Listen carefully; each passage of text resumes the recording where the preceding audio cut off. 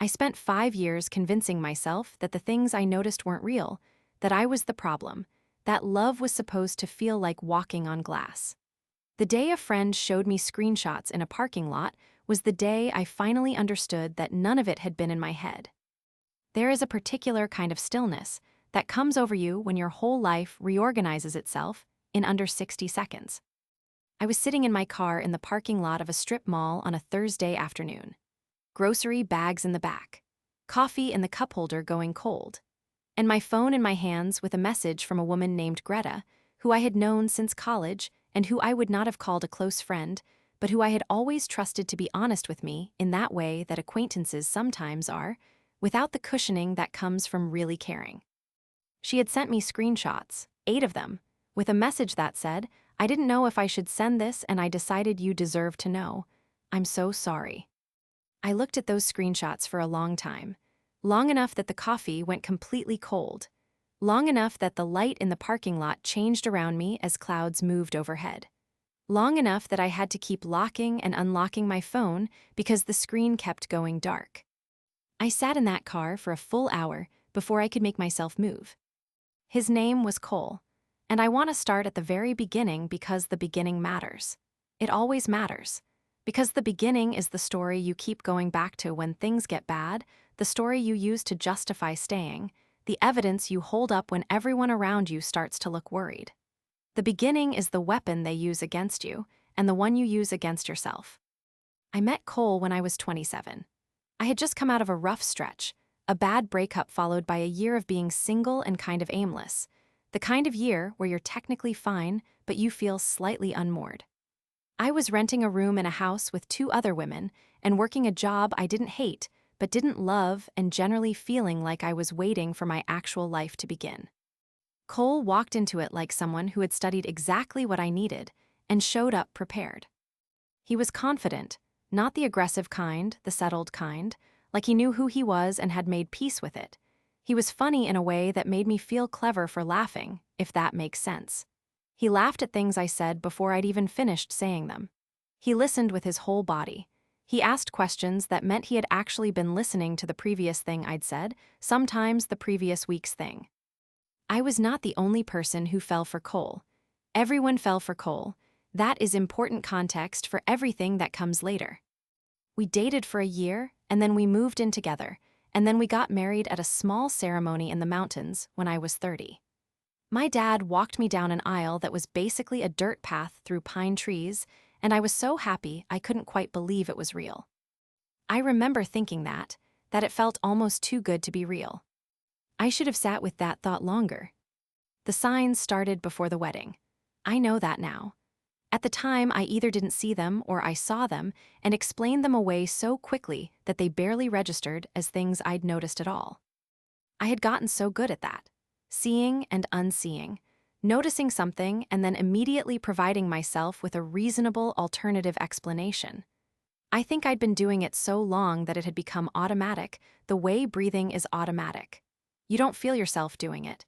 You just suddenly find yourself on the other side of it, and the thing you almost noticed is gone.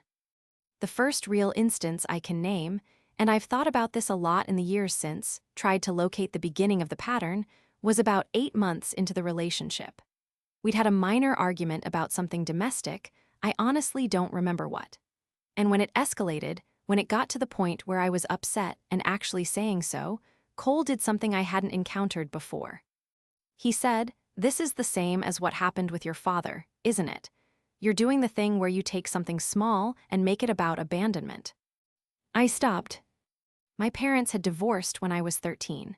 My father had left and had not been particularly reliable after that. I had told Cole about this early in the relationship, in one of those deep-diving conversations that feel like intimacy. I had told him about the specific quality of that loss, the unpredictability of a parent who sometimes showed up and sometimes didn't. I had been vulnerable about it because I trusted him. And here he was, less than a year in, using it as a diagnostic tool in an argument. I did not see it for what it was at the time. I thought he was trying to help me understand myself. I thought he was insightful. I thought, wow, he really pays attention. That's how good he was at it. After we got married, things shifted in that slow, weather system way that makes it impossible to identify the day something changed. It was more like a season shifting. One day you notice you're cold, and you can't remember when it got cold.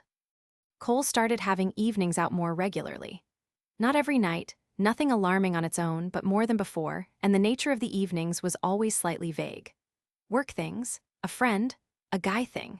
The details were always just enough to be satisfying and not enough to be specific, and when I asked follow-up questions, he would answer them, but something in his tone would close slightly, and I had learned that when his tone closed like that, questions became a problem.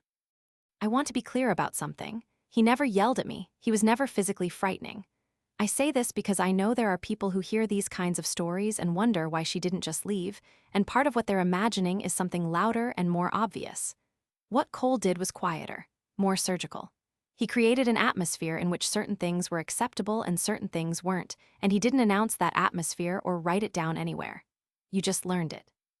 The way you learn, where all the furniture is in the dark, by bumping into things until you stop. What wasn't acceptable was asking too many questions.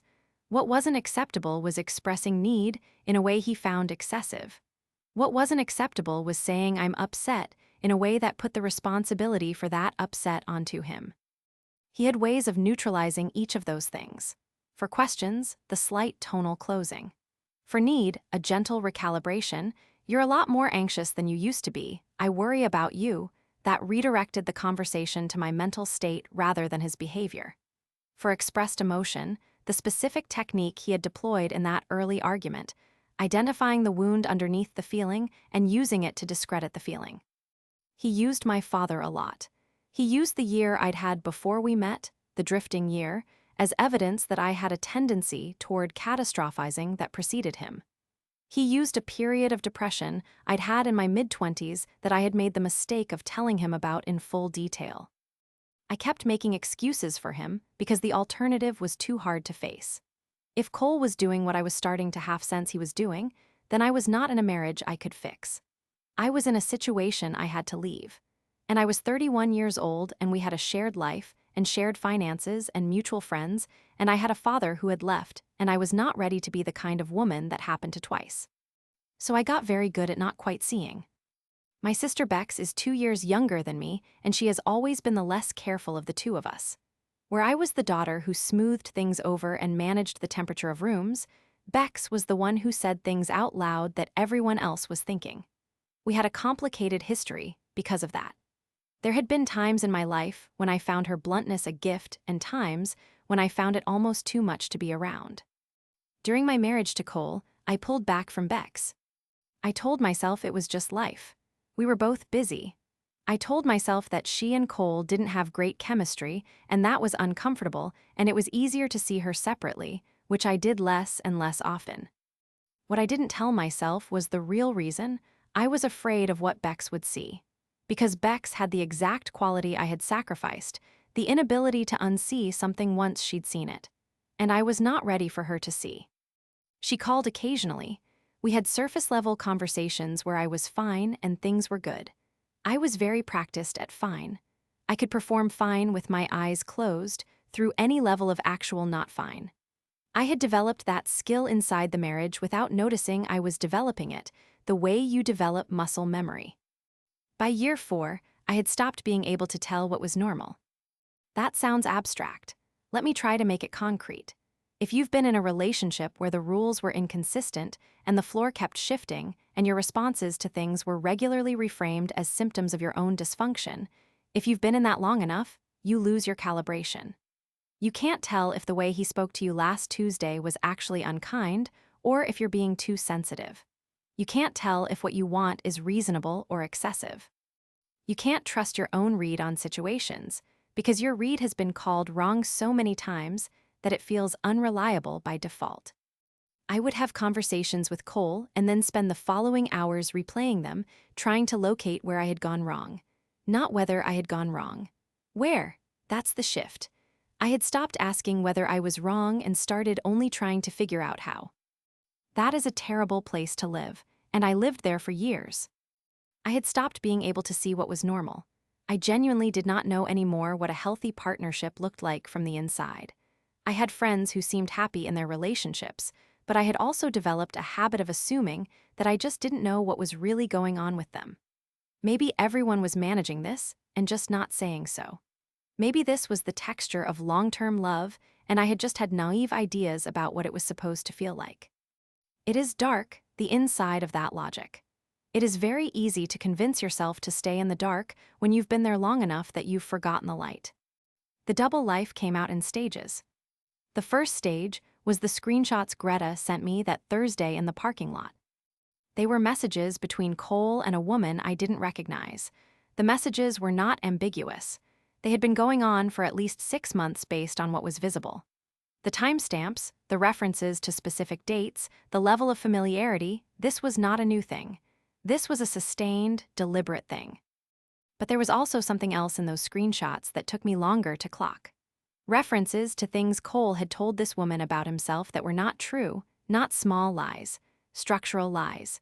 He had told her he was separated, that his marriage had ended the previous year, that he was working through the logistics of a formal divorce. He had told her he was between apartments, that he was staying with a friend while he sorted things out. He lived with me, we shared a mortgage, I had made him dinner the night before. He had built a version of himself for her that had no wife in it. He had not just cheated. He had constructed a parallel architecture of his life and maintained it alongside the real one, and he had done it so seamlessly that she had no idea. I thought about that a lot in the car. Not even with anger, not yet, more with a kind of nauseated amazement.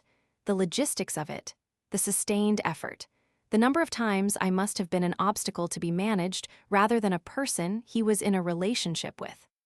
All those evenings that were slightly vague, all those slight tonal closings when I asked questions. Logistics, I was logistics. When I finally got out of the car, I drove home and I walked through the rooms of our house and I looked at everything in it differently. The furniture we had chosen together, the photographs on the shelf, the kitchen where I made dinner while he was somewhere being unmarried. I didn't touch anything. I didn't pick anything up. I just walked through it all like I was seeing a room that had been sealed and then opened after a long time, checking to see what was still intact. I packed a bag, not everything, just enough. I called my sister from the driveway. Bex answered immediately, the way she always does, like she'd been waiting. I said, "Can I come over?" She said, "Yes, come now." She didn't ask why. I think she knew, in the way that people who have been watching from a distance know when the thing they feared has finally happened. She just said, "Come now," and when I got there, she had tea made and she didn't hug me right away because she seemed to sense that I wasn't ready for that yet. We put our coats on and went for a walk because I couldn't sit still. I've always processed things better in motion. We walked around her neighborhood in the November cold, and I told her everything for the first time. Not just the screenshots. Everything, the 5 years of it, the way the arguments went. The things he said about my father and my depression and my anxious tendencies. The evenings I couldn't fully account for. The way I had spent years not quite seeing and not quite trusting my own read on things. All of it came out while we walked, and I did not cry until we turned back toward her house, and then I cried the way I hadn't let myself cry in years. Bex walked beside me and let me talk and occasionally said, "I know," in a voice that made clear she had actually known, had been watching from a distance, had been waiting and keeping her opinions to herself because she understood that was what I needed from her. At one point she said, "I should have pushed harder." I said, "You couldn't have, I wouldn't have heard it." She said, "I know, I hate that." I said, "Me too." We walked in silence for a bit, then she said, "What do you want to do?" And something about being asked that, so directly, after years of managing a situation in which what I wanted was mostly irrelevant. Something about that question cracked something open that had been sealed for a very long time. I said, "I want out. I want completely out." She nodded, "Okay, let's figure out how." Bex was the one who found the women's organization. I don't know how she knew to look there. I hadn't thought of it as a resource for myself, because when I pictured the people those organizations helped, I pictured situations louder and more obviously dangerous than mine had been. I pictured visible bruises and immediate crisis. I did not picture myself. But she sent me the number, and something in me decided to call. The woman I spoke to was named Rosario. She worked as an advocate at the organization, and she asked me the kind of questions that made clear she had heard many versions of this story and understood exactly the shape of what I was describing, even when I struggled to find words for it. She did not treat my situation as less serious because it had not involved physical violence. She explained, matter-of-factly and without making me feel pathetic, that what I was describing had a name and a pattern, and that the reason I had lost my ability to assess what was normal was a predictable consequence of sustained psychological manipulation, not a personal failing. I wrote that down. I wrote it down exactly as she said it, a predictable consequence of sustained psychological manipulation, not a personal failing. I read it back to myself several times.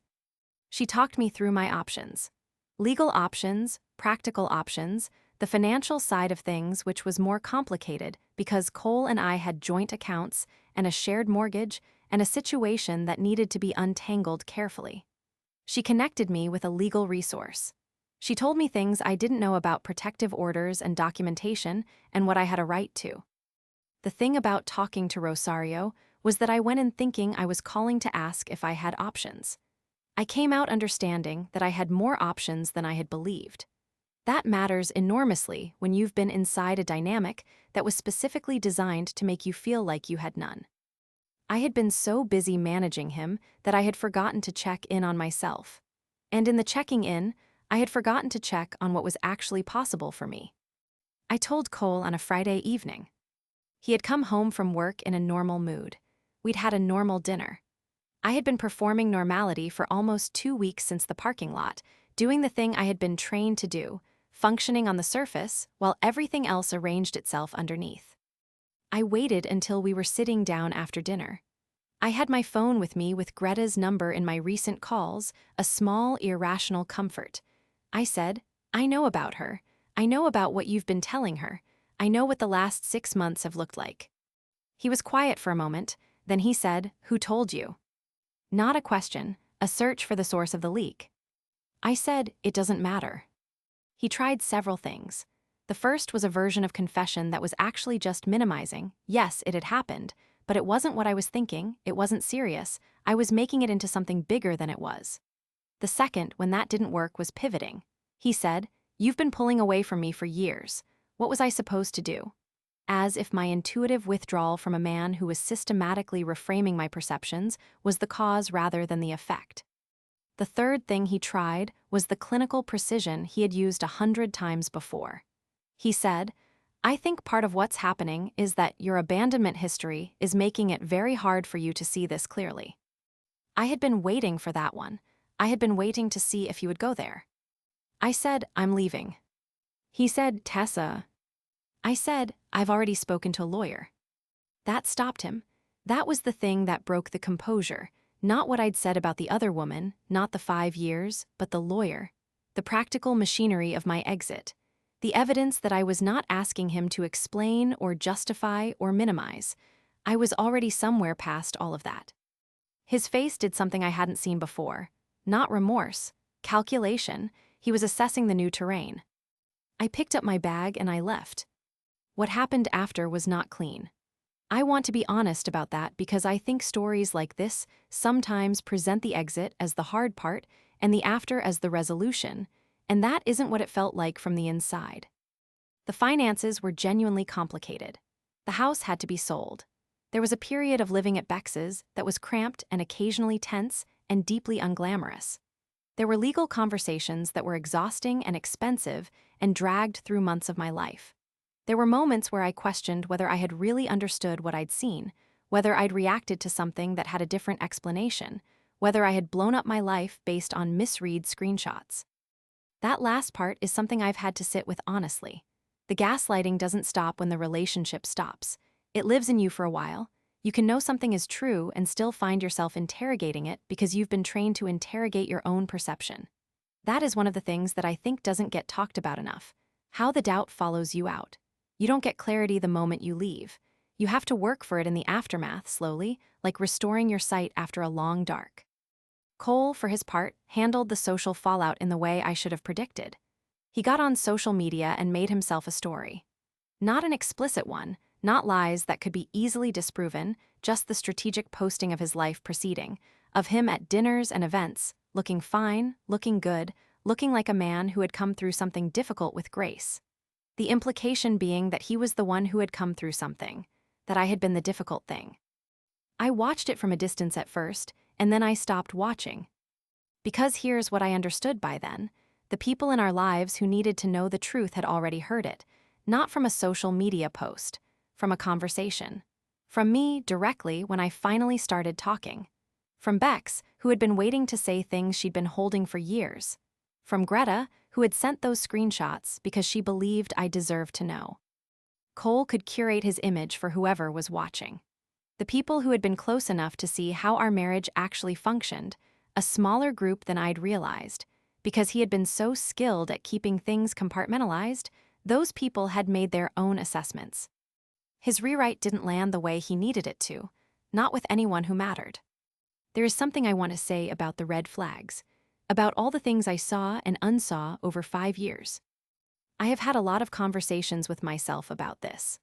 A lot of 2 in the morning sessions with my own history, trying to figure out where the person I used to be went and when she left and whether I could get her back. And here is what I've concluded for what it's worth. I was not naive, I was not stupid. I was not a woman who just failed to see what was obvious. I was a woman who had been shaped, gradually and deliberately, to stop trusting her own sight. The red flags were there. I saw them. And then I was consistently, skillfully redirected to an explanation for them that centered my dysfunction rather than his behavior. My anxiety, my father, my difficult year before him, my depression, my excessive need, my tendency to catastrophize, my abandonment patterns. He had assembled a complete clinical picture of a woman whose perceptions couldn't be trusted, built from fragments I had handed him voluntarily in moments of intimacy, and he had used that picture to explain away everything I noticed. That is not a personal failing. That is what it looks like when someone is very good at what they do and you don't yet know what they're doing. I have a lot of compassion for the woman I was at 27, walking into a relationship that felt like finally, like the actual life she'd been waiting for. I have compassion for her at 31 when she was getting very good at not seeing. I have compassion for her in the parking lot, sitting there for an hour, because she was absorbing something enormous and she needed that hour. I try to have that compassion without also letting myself off the hook entirely, because I made choices. I chose not to push the questions. I chose Bex less and less. I chose the comfortable explanation over the accurate one, many times for many years. Those were my choices. They were shaped by his behavior. They were the logical output of a situation designed to produce exactly those choices, but I made them. Both things are true. I was manipulated, and I also participated. Holding both of those is uncomfortable, but I think it's important. Because the version of this story where I am only ever a passive victim is a story where I have no power. And I need to understand my power, even my power to have chosen differently, so that I can actually use it going forward. Rosario referred me to a therapist who worked with women in situations like mine. I started seeing her about 2 months after I left Cole. The first session, she asked me to describe what my gut had been telling me and when, to go back as far as I could and just name the things I had noticed and explained away. I filled the entire hour with that list. I ran out of time before I ran out of things to say. She said, "Your gut was working perfectly the whole time." I said, "Then why didn't I listen to it?" She said, "Because you've been taught not to, and that's not a permanent condition." I have thought about that a lot. Not a permanent condition. The idea that the thing Cole had done to my perception of myself, the careful installation of self-doubt, the weaponizing of my own vulnerabilities, the years of being redirected away from my own instincts, the idea that this was something he had built and not something I was, that landed in me the way Rosario's words had landed. Slowly, over weeks of returning to it. I was not broken, I had been worked on. Those are different. It has been almost 2 years since the parking lot. I am renting a small house now with a backyard that is almost entirely weeds, but has one rose bush that came with the property and blooms every spring in this ridiculous, show-off pink that makes me genuinely happy every time I see it. I do not know why I am mentioning the rose bush, except that it has become a small personal symbol of things persisting despite circumstances, which I find useful. I work at a job that I like more than the one I had before. I have Bex back in my life in a real way, not the surface level, performing fine way, but the actual way, where she says things I don't always want to hear and I love her for it. I called Nina, who had been in my life before Cole and drifted during, and we had a dinner that lasted 3 hours, and she asked what had happened and I told her and she said, I used to worry about you. I could tell something was wrong, and I couldn't get close enough to ask. I said, I know, I'm sorry. She said, don't apologize to me. I am still working on my perception. That's the honest answer. I still sometimes catch myself in the old pattern, noticing something, immediately reaching for the reasonable alternative explanation, the one that puts the problem in me rather than in the situation. I catch it faster now. I don't always redirect it, but I catch it. I have been rebuilding my ability to trust myself. That sounds almost absurd to say. It is one of the most fundamental things a person has, and I am having to rebuild it in my 30s. But I know now that it can be rebuilt. I know what it feels like when it starts to come back. It feels like being able to look at a situation and think, I don't like this, and then trusting that read, not interrogating it, not looking for the way my history is distorting it, just accepting that I have a perception and it is valid and it is mine. The first time I did that cleanly, really did it, no backtracking, I was on the phone with a contractor about some work I needed done on the house. He said something that felt off to me, dismissive in a particular way, and instead of explaining it to myself, I said, actually, I'm going to go with someone else. And I hung up. It was such a small thing, but I sat there afterward and I thought, that is what it's supposed to feel like. That's the thing I had lost. I am getting it back. Cole is still out there. He is on social media looking like a man who is doing well. I heard through a distant mutual acquaintance that he'd been dating someone new for a few months, that it seemed serious. I hope she has people who will send her screenshots if she needs them. I hope she has a Greta and a Bex and a Rosario. I hope she never needs any of them. I don't hate him. I've examined that carefully, looking for suppressed rage that I might be managing unconsciously, the way I used to examine my own responses for signs of pathology. I don't think I'm suppressing it. I think I'm just mostly done with him as a person who occupies space in my mind. He was a very consequential chapter, and he is behind me. What I have instead of hate is this very clear-eyed view of what happened, a kind of forensic calm. I can look at the architecture of those 5 years and see exactly how it was built, and exactly what it cost me, and exactly what I'm doing to rebuild. That is not nothing, that's actually everything. My gut works perfectly, it always did. I'm just listening to it now.